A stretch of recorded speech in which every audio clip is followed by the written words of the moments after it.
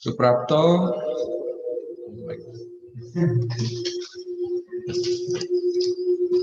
Nanti kita habis ini dulu nih.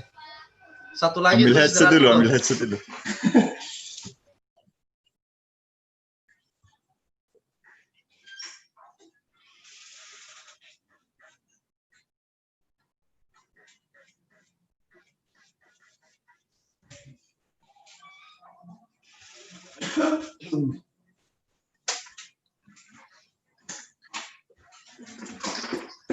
Suprapto presentasinya dipersiapkan.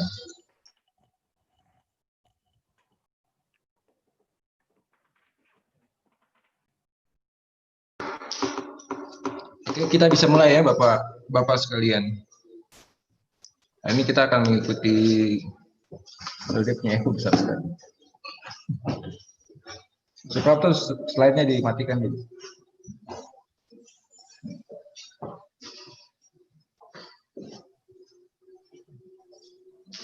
Ya, sementara mau begitu. Oke, baik, selamat sore Bapak sekalian. Hari ini kita akan menguji mahasiswa Suprapto Leonardo NPM 2013-11065 dengan judul proposal sistem informasi monitoring aset pada Marinmore 8 PT Pertamina Persero Jayapura yang diuji oleh Pak Heru selaku dosen penguji 1, Pak Rahmat Hadiswanto selaku penguji 2, dan Pak Elvis Pawan selaku penguji 3. Ujian proposal akan dibagi dalam 3 sesi. Pertama yaitu presentasi kurang lebih 10 menit oleh mahasiswa, kemudian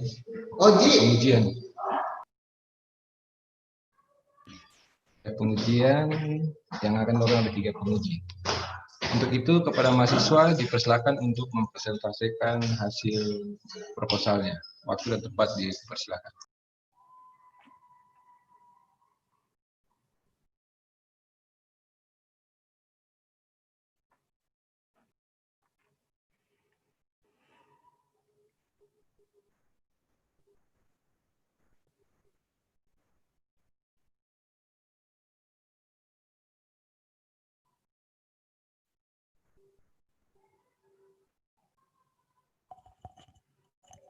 Masih mute kayaknya tuh.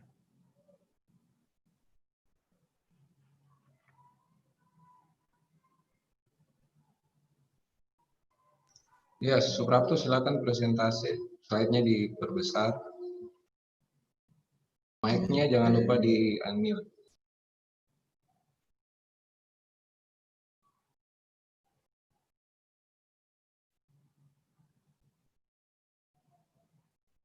Mic-nya dinyalakan.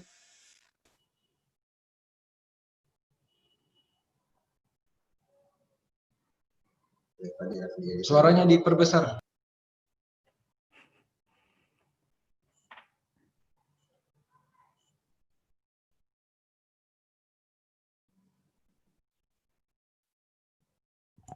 Tidak ada suaranya itu, Pak.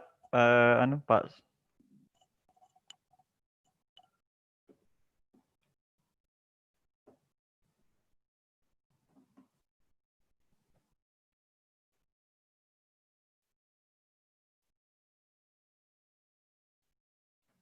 Bapak Ibu bisa dengar suaranya? Sorry, Bapak kalau bisa dengar suara. Nggak ada suara ini, Pak. Tidak ada suara ya, tidak ada suara. Suprapto mohon diulangi, suaranya belum terdengar oleh para dosen.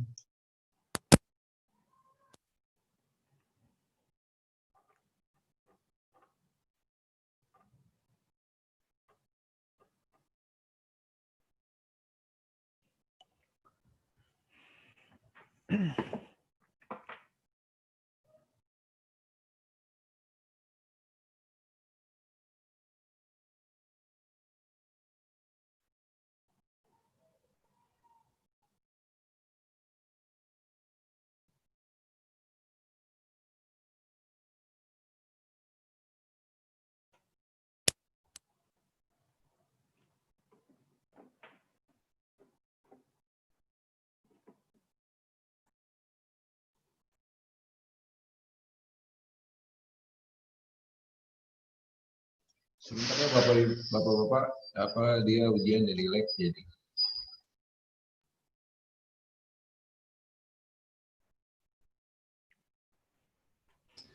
Belum kah? Setting audionya belum masuk. Di handle sama laboratorium.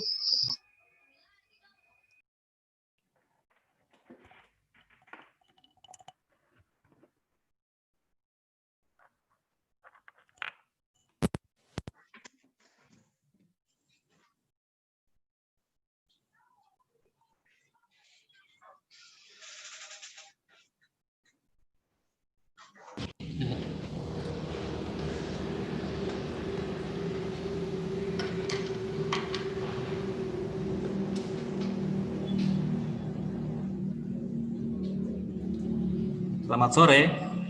Oke, silakan. Suaranya bagus terdengar. Silakan Prato mempresentasikan proposal.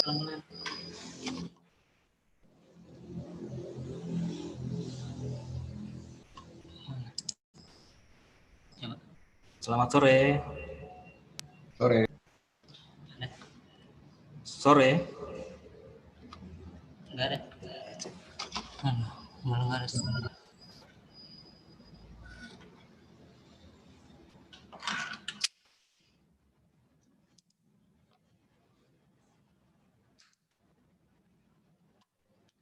Malah kesini.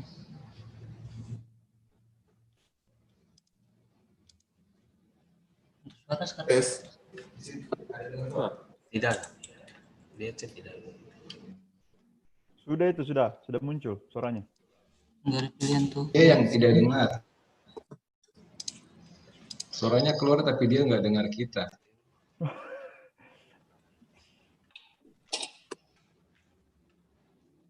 Kok dengar di sini saja? Kok ngomongnya pakai ini? Susah. Enggak, kematikan aja mikirnya itu khusus di sini. Jadi ngomongnya di sini.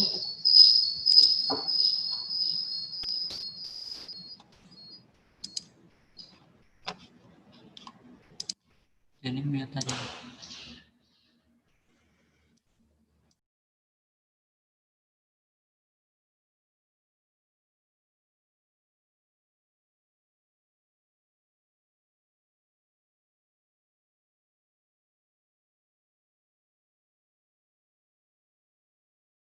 Yang punya background bagus ya. Ngomongin background.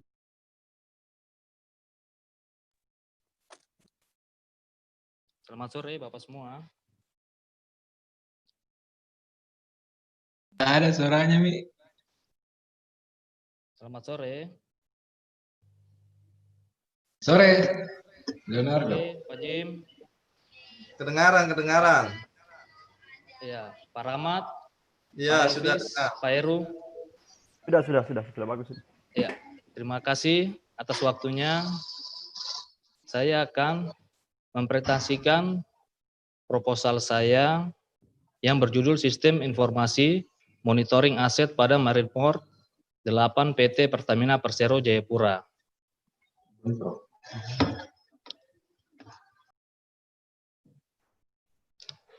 Latar belakang, PT Pertamina Persero merupakan BUMN yang bertugas mengelola penambangan minyak dan gas bumi di Indonesia. Yang kedua, PT Pertamina memiliki beberapa marketing operation region MOR, salah satunya adalah Marineport 8 yang memiliki wilayah operasional yaitu Maluku, Maluku Utara, Papua, dan Papua Barat. Permasalahan terjadi pada manajemen dan monitoring aset Marineport 8 masih dilakukan secara konvensional. Mengatasi permasalahan, maka perlu adanya sistem untuk manajemen dan monitoring sarana prasarana yang memberikan informasi secara efisien, efektif, dan waktu yang singkat. Rencana kerja, lokasi penelitian ini bertempat di PT Pertamina Marineport 8 Kota Jayapura. Ini ada diagramnya, sistem yang saat ini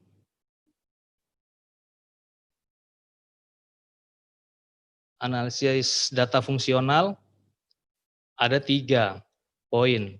Yang pertama, data yang dikelola, ada subnya, lokasi kabupaten, jenis sarana, jenis kargo, sarana prasarana, port informasi, pengajuan permintaan. Poin kedua, informasi yang dihasilkan, yaitu port informasi, sarana prasarana, pengajuan permintaan. Yang ketiga, hak akses. Admin pusat hanya dapat melihat sarana prasarana serta port informasi. Yang kedua, operator kabupaten dapat mengelola sarana prasarana serta port informasi.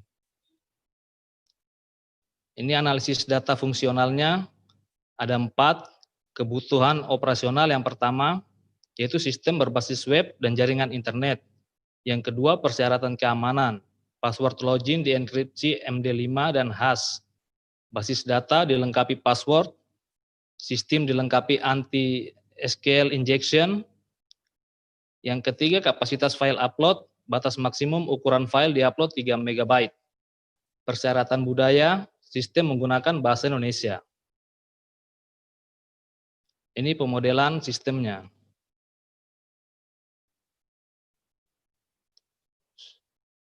Daftar pustaka, saya menggunakan 7 daftar pustaka. Sekian dan terima kasih.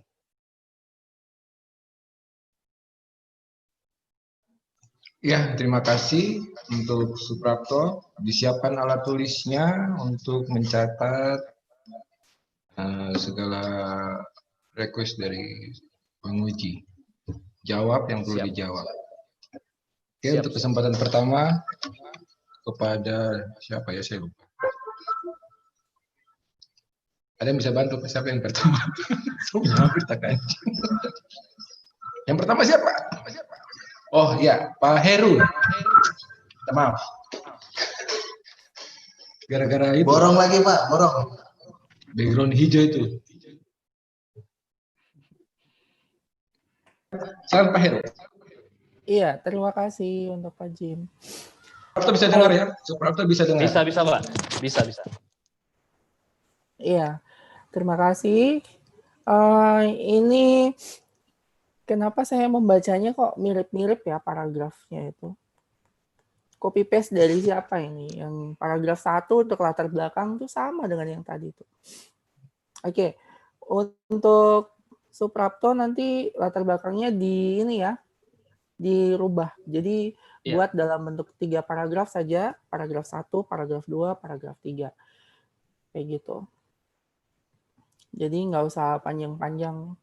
Ini berapa paragraf? 4. Ada 4 paragraf. Oke. Kemudian untuk judul ini adalah apa ini judulnya? Sistem Informasi Monitoring Aset ya. Iya, Pak. Oke.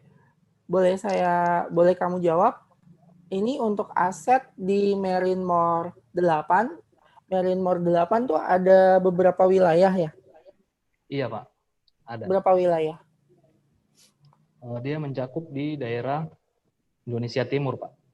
Yaitu Maluku, Maluku Utara, Papua, dan Papua Barat.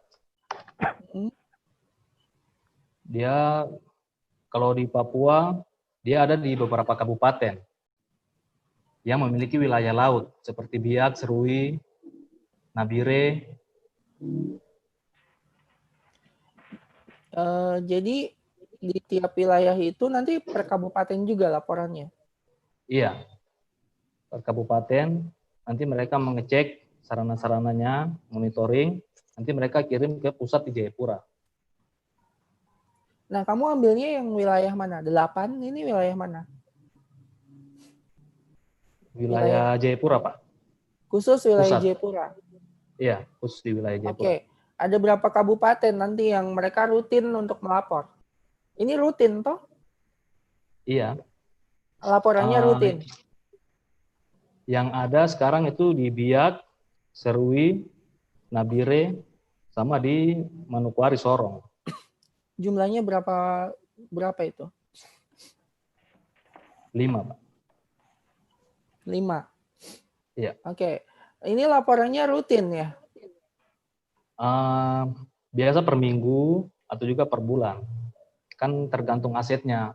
Mereka mengecek apakah bisa digunakan atau ada kerusakan, nanti mereka melakukan pengajuan. Jadi asetnya itu ada yang habis pakai dan aset tetap. Berarti kamu bagi laporannya 2 jenis itu. Berarti terbagi ya asetnya ya, terbagi 2 jenis begitu. Maksudnya laporannya mereka itu terbagi seperti itu atau tidak? Tidak, Pak. Mereka hanya aset monitoring, aset yang aset tetap saja biasanya. Hanya apa? Kenapa? Aset tetapnya, Pak. Itu pelaporannya tiap berapa kali? Seminggu. Seminggu itu biasanya harus mereka kirim laporan. Mereka mengecek monitoring. Tapi di sini tidak dijelaskan ya aset tetap itu berupa apa aja gitu. Saya bingung ini. Ini ada untuk proses pengajuan permintaan sarana prasarana setiap wilayah. Toh? Iya. Cuma kamu tidak jelaskan ini laporannya nanti rutinitasnya itu setiap berapa week gitu loh. Misal apakah 2 minggu sekali kah atau bagaimana kah seperti itu. Dan harus 5 wilayah itu kirim ke Mor 8 atau bagaimana? Di Iya, sini biasanya dikirim ke Mor 8, Pak. Kan pusatnya di Jayapura. iya, biasanya dikirim ke Mor 8 itu setiap durasi waktu berapa lama begitu. Kan kalau kita buat monitoring itu berarti kan ada sesuatu yang kita monitor kan. Nah, sesuatu yang kita Iya. monitor itu kan pasti ada pelaporannya. Nah, pelaporannya itu setiap durasi waktu berapa kali begitu. Itu harus jelas. Harusnya itu yang kamu buat di latar belakang sehingga kita membutuhkan ini loh aplikasinya kayak gini gitu. Kalau monitoring itu sebenarnya sebenarnya dia mainnya itu adalah real time. Iya. Paling banyak kan itu di real time-nya kalau untuk monitoring. Beda dengan evaluasi. Kalau evaluasi itu adalah data yang sudah terkumpulkan, kemudian dia melakukan evaluasi terhadap pelaporan dari data yang sudah dikumpulkan menghasilkan output berupa pelaporan. Nah, laporan itu dievaluasi. Begitu. Nah, pengevaluasiannya itu kan nanti dilihat lagi setiap berapa kali laporan itu masuk. Kalau kamu punya kan dia sebenarnya monitoringnya sebenarnya harusnya real time. Gitu. Ya. Nanti tolong dijelaskan lebih rinci lagi. Kemudian di sini, nah ini dijelaskan di latar belakang hanya konvensional di tiap-tiap wilayah. Ya jelaskan aja wilayah A, misalnya Kabupaten A, Kabupaten B, Kabupaten C, Kabupaten D, itu belum ada pelaporan yang belum ada monitoring yang sifatnya terintegrasi jadi satu. Masing-masing terpisah laporannya. Kabupaten A punya sendiri, B punya sendiri, C punya sendiri.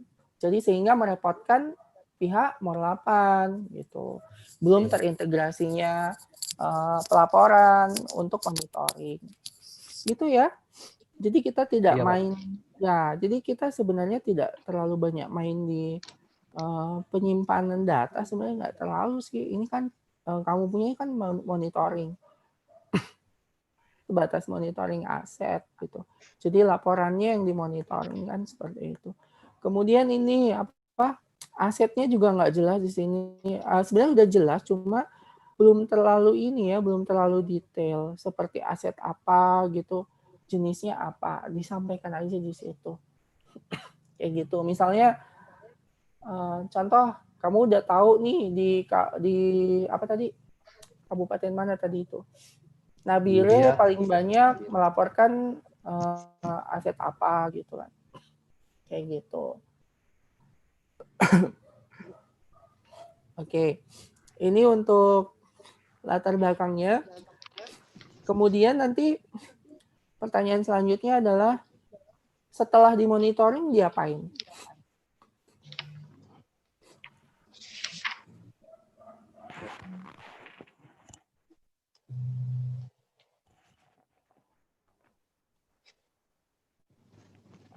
Setelah dimonitoring, biasanya sih kendalanya petugas pusat kesulitan untuk harus membuka file-file yang mereka kirim ke pusat.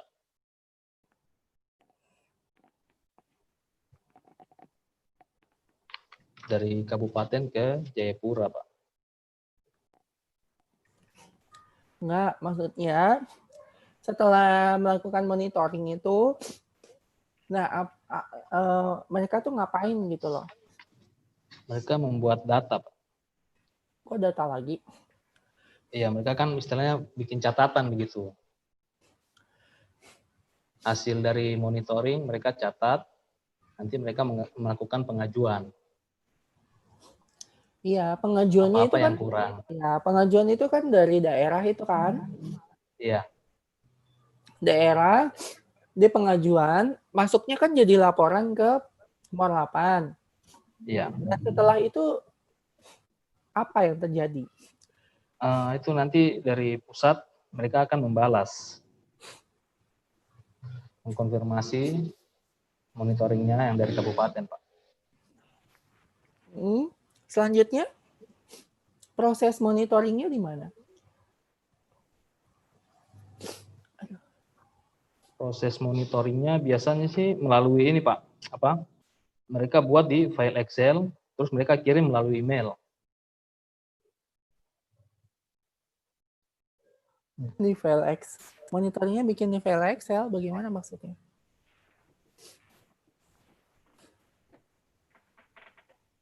Gimana? Maksud saya tuh setelah pengajuan, Iya. kan dia bentuk laporan ke Mor 8 nih. Nah, setelah pengajuan ini, proses monitoringnya itu berada di mana? Kan judulmu intinya monitoring nih. Iya.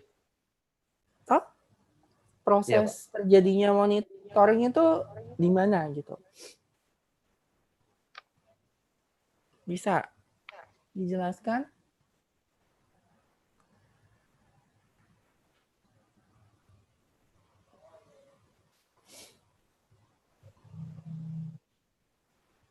Di mana pada saat terjadi monitoring itu di mana?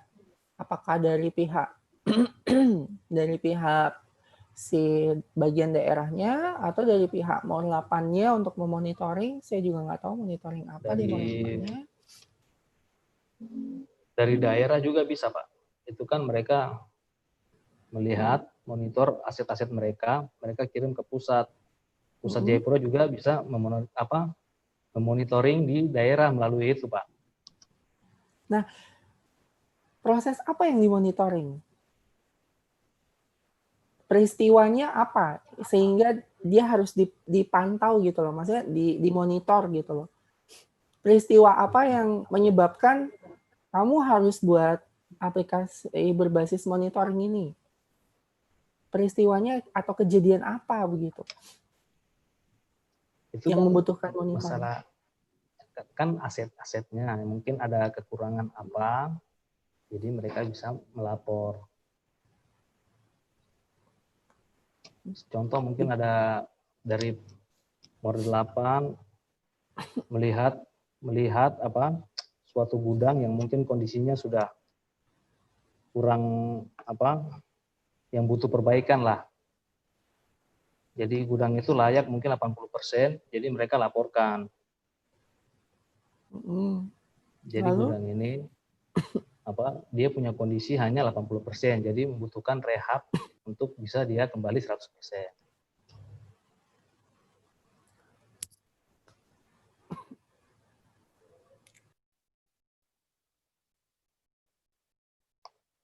Jadi mereka hanya ngecek aset apa-apa yang masih berlaku dan tidak, Pak. Kalau macam ada yang kurang atau sudah tidak layak, mereka laporkan. Oke, jadi yang mereka monitoring adalah aset-aset Mornya, Pak. Aset-aset yang saya pikir awalnya itu adalah pada saat pengajuan tersebut. untuk dimonitoring. Jadi sudah sampai mana, bla bla bla seperti apa. Kayak gitu. Nanti tolong di ini ya, dirubah untuk latar belakangnya. Iya, Pak. Kan di latar belakangnya ini kan disampaikan mengenai status pengajuan, kemudian manajemen pengajuan dan permintaan yang yang kurang baik, sehingga petugas kadang mengalami kesulitan karena harus memilah setiap pengajuan permintaan yang harus disetujui, seperti itu. Iya. Kalau misalnya yang tadi kamu jelaskan berarti adalah perbaikan aset dong. Toh, perbaikan aset Iya. mencapai berapa persen? Berarti itu juga bisa dipantau oleh Morlapan ke Bisa. daerah. Misalnya daerah pengajuannya tadi yang kamu sebutkan ada ruangan yang butuh perbaikan. Iya. Berarti di daerah itu dia akan melaporkan ini ya, perkembangan aset yang mengalami perbaikan itu ke Morlapan gitu. Iya, Pak. Oh.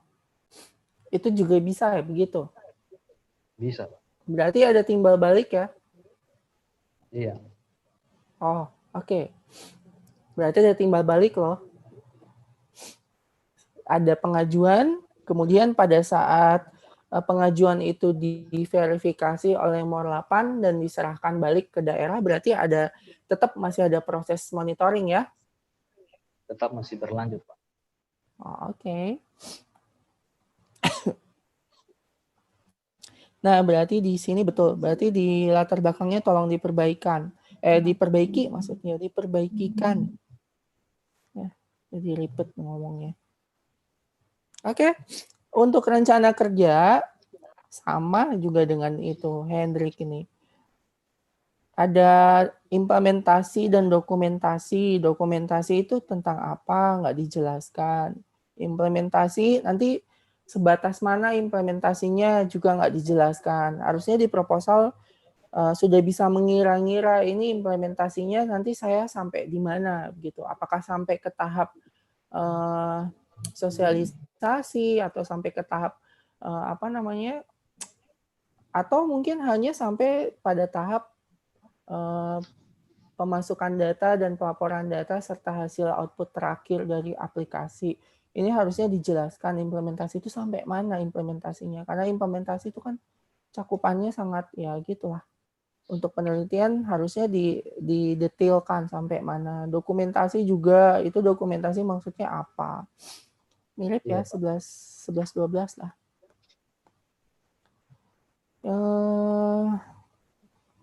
Mungkin yang terakhir adalah ini usernya ada 2 ya. Iya, Pak. Oke. Daftar pustaka. Nanti kalau bisa daftar pustakanya diperbanyak ya untuk citasinya. Citasinya diperbanyak untuk monitoring. Terus kamu coba lihat citasi-citasi dosen-dosen yang di sini. Yang mungkin ada menggunakan judul tentang MONEV, monitoring dan evaluasi. Siapa yang menggunakannya? Coba cari di Google Scholar, kemudian disitasi. Siapa tahu Pak Jim punya penelitian ada yang tentang monitoring atau siapa, nanti disitasikan. Ya, nanti disitasi. Jadi gunakan dosen punya penelitian sebelumnya yang bisa disitasi. Lampirannya ini ada ini ya. Ini lampiran apa ya isinya? Port informasi. Iya, itu pelabuhan di Biak. Sama ada surat pengajuan, permintaan, dan berita acara pengajuan. Ada memo pengajuan. Ada, Pak.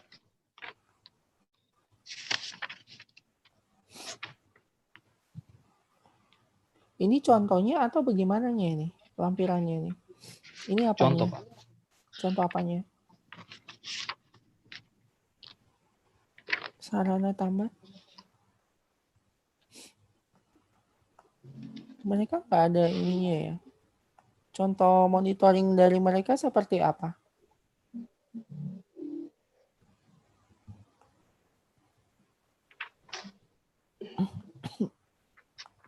Adakah? Contoh monitoring dari mereka adakah? Belum ada ya?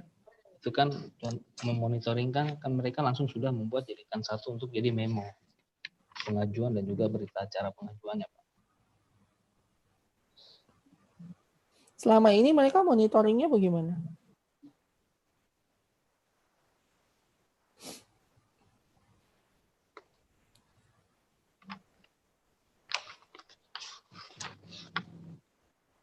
Gimana? Selama ini monitoringnya mereka seperti apa?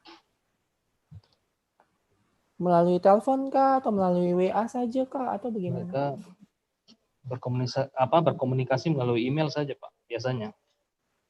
Lewat email saja ya? Iya, mereka buat file Excel, terus mereka email ke kantor pusat. Tapi nggak ada lampirannya nih? Nggak boleh diminta datanya atau bagaimana? Iya, Pak. Iyanya apa? Hanya cuma dikasih contoh memo saja, Pak, sama berita acaranya. Ya, terus nanti bagaimana caramu untuk mengikuti mereka kalau kayak gitu? Aduh. Nanti diusahakan itu data monitoring itu harus ada contoh lampiran monitoringnya dari mereka tuh seperti apa. Di video kan juga nggak apa-apa lah. Misalnya mereka nggak boleh minta datanya nih, kita ya di video kan aja bilang, Pak saya videokan aja deh kalau misalnya dibaca itu nggak boleh, di video kan aja dijalanin kayak gini nih Pak contohnya gitu. Gitu aja. Iya, Pak. Gitu ya. Mungkin dari saya itu saja sih Pak Jim. Thank you. Ya, terima kasih Pak.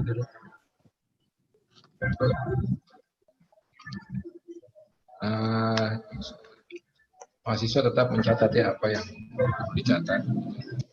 Selanjutnya kepada Pak Rahmat, silakan.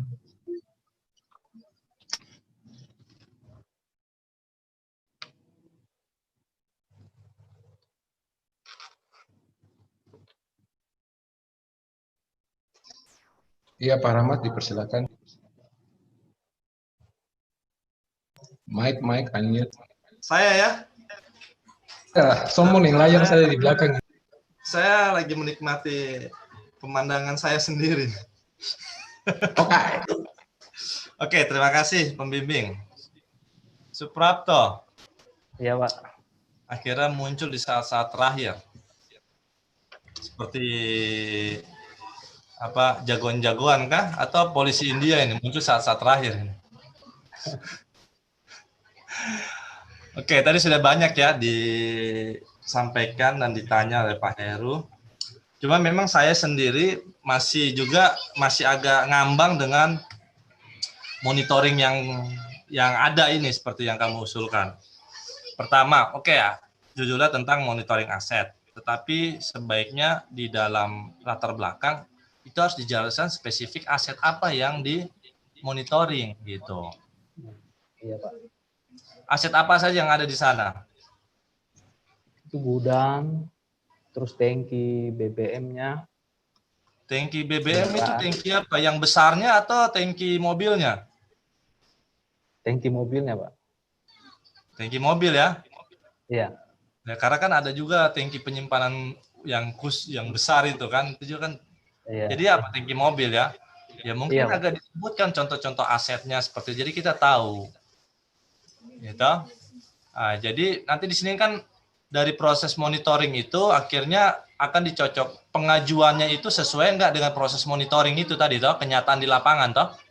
Begitu. Iya.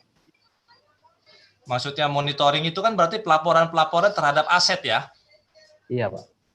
Jadi monitoring terhadap aset, cara monitoringnya adalah dengan melihat laporan yang diberikan kan seperti itu. Iya. Begitu atau bukan? Begitu, Pak. Oh gitu ya, makanya saya tanya kan. Oke, jadi monitoring terhadap data dengan tujuannya adalah untuk melihat, berarti untuk melihat ini ya, monitoring aset ini adalah untuk melihat terhadap aset-aset apa nanti yang memang sudah harus dilakukan perbaikan begitu. Iya, betul. Begitu bukan? Betul, Pak. Gitu ya? Iya. Lain kali jangan tanya begitu. Tanya bukan begitu. Makanya saya pengajuan permintaan sarana prasarana ini kan jadi banyak, sarananya apa, prasarananya apa. Prasarana berarti tadi apa?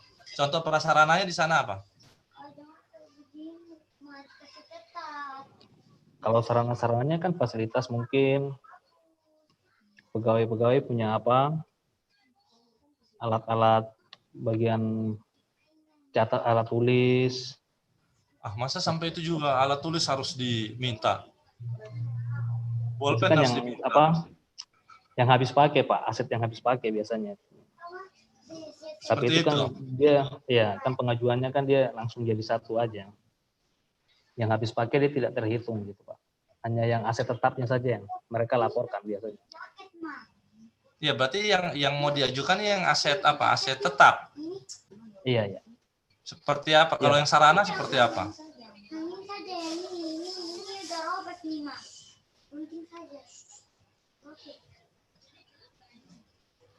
Ayo. Supaya kita jelas apa yang mau, aset apa yang mau dilakukan monitoring. Pelaporan-pelaporan terhadap apa? Saya misalnya terhadap monitoring terhadap apa? Misalnya tadi apa?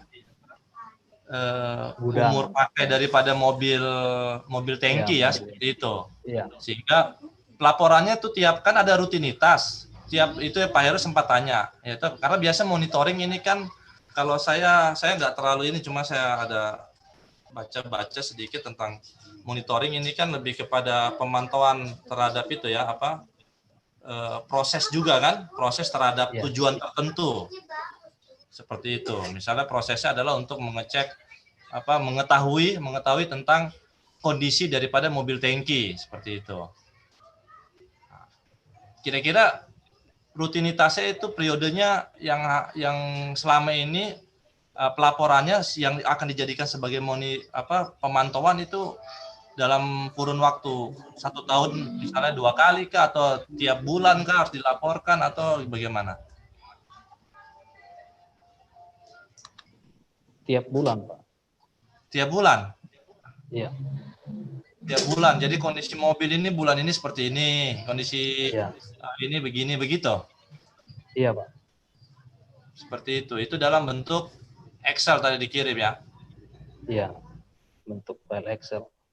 Ini ada tidak diinformasikan ini rutinitasnya apa periodenya pelaporannya berapa bulan atau nggak ada ya di sini ya? Ada Belum tidak? ada, Pak. Iya itu. Jadi kita tahu. Jadi memang jelas masalah gini. Kalau mau monitor kondisi keadaan aset di sana, monitornya hanya berdasarkan laporan aset kan, kondisi aset. Yang dilaporkan kan kondisi aset berarti toh? Iya, Pak. Betul gitu toh? Sehingga dari sini tahu bahwa kondisi asetnya begini, ya nah, seperti itu. Nah, kalau misalnya 1 tahun sekali kan, misalnya mobil 1 tahun sekali sudah hancur betul, misal sudah banyak kerusakan kan terlambat. Jadi rutinitasnya itu, periodenya itu yang harus lebih jelas. Jadi mungkin disampaikan di latar belakang juga untuk misalnya contoh, Anda kasih contoh untuk contoh misalnya aset yang ini itu ada periode pelaporannya tiap bulan, untuk aset yang ini ya contoh dari beberapa aset saja harus disampaikan sehingga kita tahu. Nah kemudian pengajuan itu juga dilakukannya ada pengajuan mungkin karena apa sih pengajuan itu yang rutinitasnya seringnya berapa, yang sering terjadi itu mungkin dalam 1 tahun kah untuk barang ini paling tidak ada disampaikan. Jadi kita bisa menghitung kira-kira monitoring yang terjadi sekarang, misalnya kayak mobil ya, mobil tangki itu kondisi kenyataannya pengajuan misalnya terhadap permintaan, mungkin pengajuan permintaan mobil baru ya, ada terjadi tidak seperti pengajuan mobil baru? Ada itu. Ada mobil tangki baru toh, dengan catatan tadi monitoring yang diminta berapa, misalnya 1 mobil. Selama ini pelaporannya ternyata, mobilnya mah baik-baik saja, dari hasil laporan ternyata tidak bisa untuk diminta pengajuan kan begitu toh. Nah itu contohnya seperti itu. Jangan sampai tiba-tiba mobil itu pelaporannya misalnya berapa bulan dengan pengajuannya juga kayaknya dari laporan kayaknya ini masa mobil baru baru umur 1 tahun sudah rusak misalnya begitu kan, karena monitoringnya kurang bagus. Jadi itu yang ketahuan, sehingga nanti sistem yang kamu bangun jelas di situ. Untuk periode aset yang kan setiap aset pelaporannya berbeda toh. waktunya toh? Atau semua dipukul rata sama? Dijadikan satu, Pak. Dijadikan satu? Iya. Selama ini berapa lama baru pelaporan aset? Setiap berapa bulan kah? Berapa tahun? Kalau kamu bilang tiap bulan, masa misalnya sarana, tadi kamu bilang ada apa? Ada gudang ya? Iya. Masa gudang, kondisi gudang harus dilaporkan tiap bulan? Gudang itu bangunannya atau isinya? Isinya, Pak. Mencakup Contohnya? bangunannya juga. Ah, iya toh. Makanya itu masa apakah itu harus tiap bulan? Kalau bangunan kan realnya kita nggak mungkin melaporkan tiap bulan. Misal ada rumah, kita ada bangunan baru, masa tiap bulan dilaporkan kondisinya? Kayaknya itu terlalu cepat. Biasa rumah mungkin berapa tahun, mungkin 6 bulan kah, 1 tahun kah, begitu. Artinya hal seperti ini mungkin bisa dijadikan pertimbangan pada saat kamu membuat. Jadi monitoring itu jadi lebih baik, akan terukur dengan baik karena monitoring itu ada ukurannya ya. Kalau kita membaca tentang pemahaman monitoring itu ukurannya, ada ukuran waktunya juga toh. Nah, kalau monitoring aset, setiap aset itu monitoring ukuran waktunya mungkin bisa saja berbeda antara mobil dengan bangunan, itu berbeda. Mobil mungkin bisa dilaporkan tiap hari karena operasional terus toh dia toh. Ya, misal 1 bulan dia operasional 10 kali, apalagi di Jayapura misalnya kayak di Jayapura naik turun gunung dengan bobotnya, itu bisa jadi mungkin ada peralatan yang rusak, gampang rusak, harus perbaikan. Jadi seperti dari operasional itu ketahuan, mobil ini harus setiap bulan harus ada pelaporan, sehingga kita dari pihak pusat bisa memonitor dengan baik bahwa mobil-mobil ini memang terlaporkan dengan baik, sehingga monitoringnya juga bisa lebih jelas seperti itu. Beda dengan gedung lagi, gedung nggak bisa kamu monitor bikin laporannya tiap bulan, yang kurang masuk di akal, kecuali gudangnya itu di tempat mungkin daerah koboi yang tiap hari anak-anak suka coret-coret dinding terus kan. Nah, mungkin tiap bulan ini dicoret banyak, bulan ini dicoret banyak. Nah, lain cerita kan. Seperti itu. Jadi mungkin lebih itu, saya bilang nanti sistemnya harus bisa dibangun untuk kategori aset itu harus juga bisa dipisahkan, sehingga monitoringnya juga bisa lebih spesifik dalam hal waktu seperti itu. Jadi pemantauannya lebih baik, dan monitoring monitoring lebih baik, sehingga pada saat pengajuannya bisa layak lah, begitulah, dari hasil monitoring tadi. Oh, ini sudah layak, memang harus diganti karena sudah laporannya baik dan sekian lama, memang wajar saja kalau memang barang ini harus diganti, seperti itu, harus ada perubahan. Kira-kira seperti itu ya, memang untuk pengajuan baru toh, monitoring ini toh? Iya. Oke. Itu yang saya fokuskan pertama di situ, jadi harus ada membedakan antara setiap ini. Jadi lebih dispesifikkan lagi di latar belakang ya, disampaikan apa saja yang contohnya yang dimonitoring, aset, contoh asetnya itu apa saja. Asetnya. Iya. Kalau aset saja kan umum. Seperti itu. Saya rasa juga kayak dari tinjauan pustaka kan ada aset misalnya wakaf, saya rasa juga pasti di penjelasannya latar belakang itu biasa ada contoh-contohnya. Contoh daripada asetnya apa saja yang harus dimonitoring. Iya. Oke, kemudian ini juga untuk fungsionalitas, sekali lagi bukan fokus kepada data yang dikelola, tetapi fokus pada proses yang diberikan oleh sistem. Karena mengidentifikasi kebutuhan fungsionalitas dan non-fungsionalitas, khusus fungsionalitas, ada mengidentifikasi proses-proses apa yang akan ada di dalam sistem. Nah, nanti dari proses itu baru kita tahu proses-proses itu mengelola apa, berarti ada data yang dikelola. Dari proses itu baru kita tahu identifikasikan data-data apa saja yang ada, baru bisa seperti itu. Bisa untuk lari ke database. Sama kan? Artinya gini, karena dalam perancangan perangkat lunak prosesnya adalah kan waterfall itu atau yang lainnya kan mencari kebutuhan analisa kebutuhan ya. Analisa kebutuhan berarti di situ mengidentifikasikan fungsionalitas dan non fungsionalitas sistem. Nah, dari situ sudah dapat, baru Anda bawa, misal Anda pakai terstruktur, Anda bawa desain menggunakan DFD kan? Betul tidak? Yang digambarkan di DFD apa nanti? Pasti memecah proses toh. Nah, ya ada prosesnya. Proses itu nanti digambarkan. digambarkan, yaitu nama pakai apa? Diagram berjenjang ya.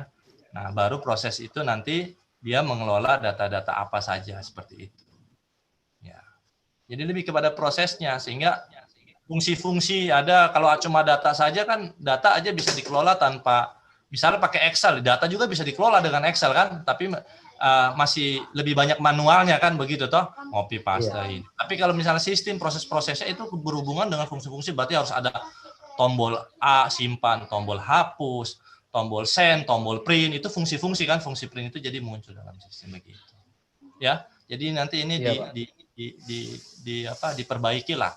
Anda silakan Anda baca-baca lagi referensi tentang fungsionalitas sehingga Anda bisa lebih memahami apa yang harus ditulis ya, terutama kan di SRS nanti kebutuhan fungsionalitas itu ditulis kalau biasa Anda ada project gitu.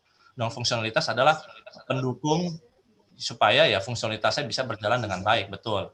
Misalnya ada web, karena harus ada web, kalau nggak ada web nanti fungsi-fungsinya ini nggak bisa digunakan kan, karena tidak ada web, akhirnya orang tidak bisa pakai seperti itu ya. Oke, password untuk keamanan data. Yang jadi pertanyaan saya di sini, Anda menggunakan ini MD5 dan hash itu seperti apa sih? Enkripsi, login enkripsinya. Biasanya kan kalau login di enkripsi itu, kalau kita hubungkan dengan database, di database itu kan ada, kita bisa mengenkripsi menggunakan MD5, menggunakan hash. Nah, ini yang mau dipakai yang mana? Ini beda loh. Ini kan dua model yang berbeda ini. Apakah dua-duanya dipakai? Apakah Anda enkripsi dulu dengan MD5, setelah terenkripsi Anda enkripsi ulang lagi menggunakan hash? Atau cuma salah satu? Kalau cuma salah satu harusnya pakai atau. Jadi kamu di sini masih dalam usulan kamu ini masih kamu mempertimbangkan dua buah algoritma yang kamu pakai untuk mengenkripsi antara MD5 atau hash. Kalau memang dipakai cuma salah satu, tapi kalau pakai dan berarti kamu pakai dua-duanya. Nah, kalau pakai dua-dua, prosedurnya bagaimana? Apakah dienkripsi dulu dengan MD5 baru kemudian pakai dengan hash, atau dengan hash dan enkripsi dengan hash dan baru dengan MD5? Setahu saya seperti itu, MD5 dengan hash kan terpisah. Coba lihat di database. Enkripsi MD5 sendiri, enkripsi hash sendiri toh? Iya, Pak. Ya, coba dicek lagi. Jadi ini yang mau dipastikan yang mana? Pakai dua-duanya atau cuma satu?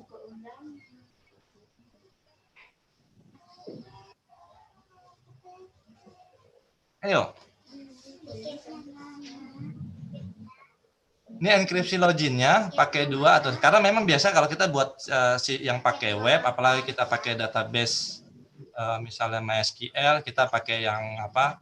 Exam yang sudah ada itu, nah, kita bisa cek itu, kita sudah ketik, kita bisa enkripsi, sudah ada pilihan, ada MD5, kalau nggak salah ada hash sendiri ya, begitu. Udah ada apa lagi? Nah, yang mau dipakai yang mana? Pakai dua-duanya atau salah satu? Salah satu, Pak. Nah, kalau salah satu berarti kalimatnya harus dirubah. Kalau pakai MD5 dan hash dua-duanya kamu pakai berarti loh. Gitu? Nah, kecuali kamu skripsinya mungkin tentang keamanan, nah, misalnya kalau dengan apa pengamanan dengan dua buah enkripsi begitu kan, membuat tentang dengan dua buah enkripsi, karena dengan satu enkripsi kalau MD5 itu kan kalau tidak salah sudah ada ini ya, ada website yang bisa itu toh bisa membuka ya MD5, maka seperti dia mungkin ditambahkan dengan satu enkripsi lagi. Jadi pakai satu ya, salah satu atau dua-dua, Pastian? Salah satu, Pak. Nah, salah satu berarti jangan dan atau. Jadi kamu masih mempertimbangkan, nggak apa-apa, bisa saja. Dalam pada saat ini kan kamu mempertimbangkan dua ini yang akan kamu pakai. Nah, basis data dengan Pak, oke lah, ini kan hubungannya kan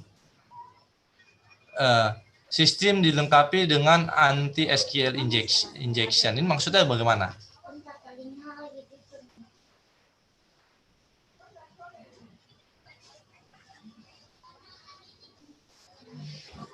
Maksudnya gimana? Sistem dilengkapi dengan anti SQL injection. Sistemnya atau database-nya? Database-nya, Pak. Iya, kalau sistem kan gabungan keseluruhan. Proses ini, prosesnya sampai database. Jadi mana yang dikasih harus lengkap. Misalnya database dilengkapi dengan anti SQL injection atau untuk pengaksesan ya, pengaksesan database mungkin dilengkapi dengan anti SQL injection seperti itu.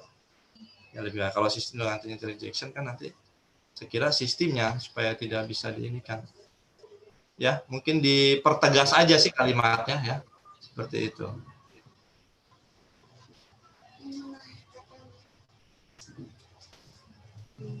Oke, ini untuk membatasi maksimal ukuran file yang boleh diunggah adalah 3 mega. Laporannya selama ini kan kalau monitoring, kalau misalnya aset, kalau kayak misalnya mau, selama ini ada foto tidak yang dikirim? Pelaporan yang dikirim dari ke pusat itu ada foto tidak? Ada, Pak. Ada foto? Ada. Terus kalau pengunggahan dibatasi sampai 3 mega? Ini rumahnya. Ini rumahnya. Mereka ini juga punya mereka.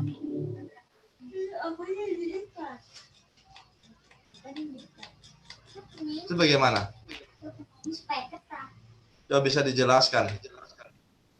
Artinya gini loh, selama ini kan kamu kan yang tahu gambarannya. Kalau pelaporannya selama ini, misalnya kamu bilang tadi 1 kali berkasnya sebanyak apa, bisa dilihat lah foto yang selama ini dikirim kalau pelaporan itu lebih dari 3 mega atau tidak.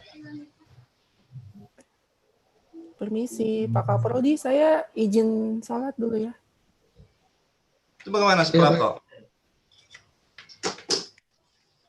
Ya, Pak.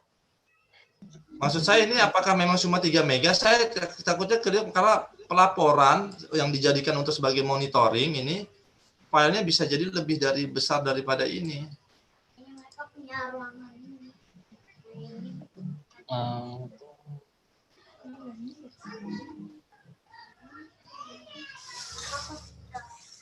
Atau nanti misal lebih dari 3 mega ada bisa pemecahan begitu?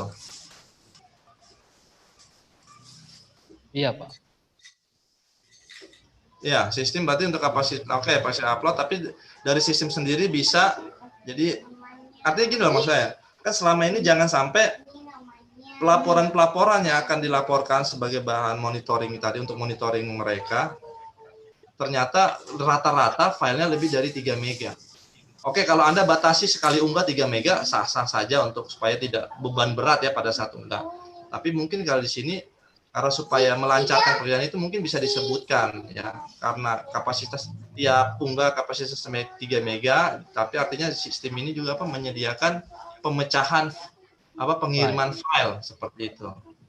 Jadi kita tahu berarti harus buat misalnya ya, 1 pelaporan untuk monitoring A, bagian A, aset A ya, begitu ya. Ternyata file yang harus dilaporkan itu ada 10 mega. Kan begitu kan? Iya. Nah, itu bagaimana? Apakah kan nggak bisa 1 kali ngupload? Apakah nanti dipecah separoh seperti itu sama dibagi? Berarti biasanya ada, kalau sistem-sistem biasanya ada bisa kita buat, oke, klik upload pertama, kita bisa klik tambahan untuk berapa kali upload pertama, upload kedua, upload ketiga, upload. Jadi file 1, file 2, file 3, file 4. Seperti itu. Ya, itu gambaran saya. Jadi mesti dipertimbangkan nanti ya untuk di sistem kamu. Harus bisa untuk mengakomodir itu kalau filenya dia lebih besar daripada kapasitas upload.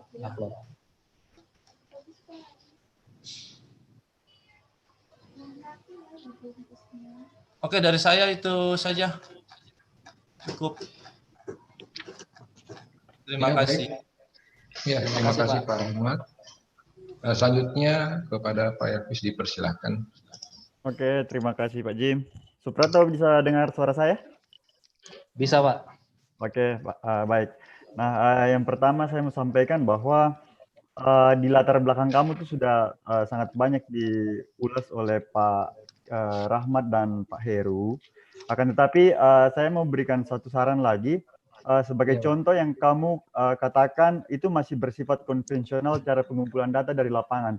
Nah, itu akan jauh lebih baik kalau misalnya kamu punya datanya gitu. Mungkin bisa dalam bentuk kuesioner, disebar ke beberapa karyawan yang ada di sana, lalu mereka menyatakan bahwa memang pengumpulan datanya itu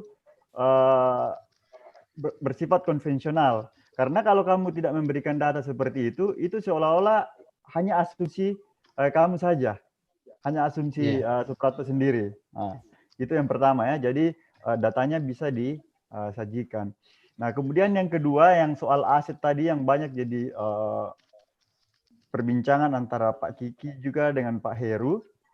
Nah, itu kenapa? Karena kamu tidak memberikan batasan masalah. Jadi aset itu kan ada aset bergerak, ada aset tidak bergerak, dan juga sebenarnya karyawan itu termasuk aset juga. Nah, itu yang kamu harus buat kategori begitu. Nah, lalu kemudian tadi Pak Heru mengatakan di mana proses monitoringnya. Nah, ya kan?